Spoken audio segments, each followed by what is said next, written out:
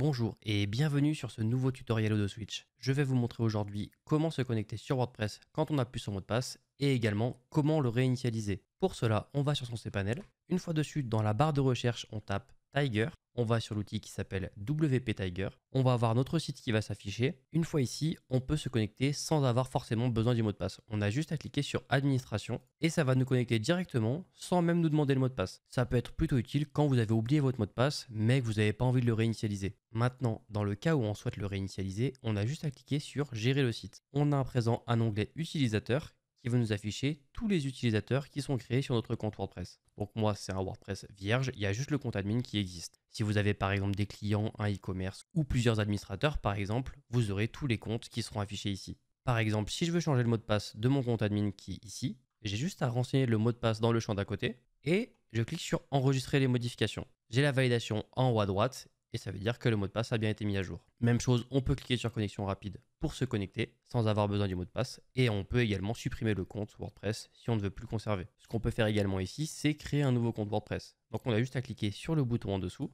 et là on a différents champs qu'on peut renseigner. Ce qui est intéressant, c'est qu'on a la liste des rôles qui existent sur notre site. Ça, c'est les rôles par défaut sur WordPress. Vous, en fonction de votre site, vous pouvez avoir des rôles personnalisés. Le plus intéressant, c'est effectivement le rôle administrateur pour pouvoir récupérer accès à son site en tant qu'administrateur quand on n'a plus accès. Mais ça nous permet également de créer des comptes pour n'importe quel rôle sur votre site. Dans mon cas, si je veux créer un deuxième compte administrateur qui va avoir comme identifiant Odoswitch, je procède comme suit. Je sélectionne mon rôle, dans mon cas administrateur, je renseigne mon identifiant, l'adresse mail que je souhaite, c'est celle que va utiliser WordPress pour me contacter s'ils ont besoin, ainsi que le mot de passe. Je clique sur créer le nouveau compte WordPress, ça m'a créé le compte. Maintenant, je peux tester que ça fonctionne correctement. Je me connecte, on voit déjà que j'ai mon compte Odoswitch.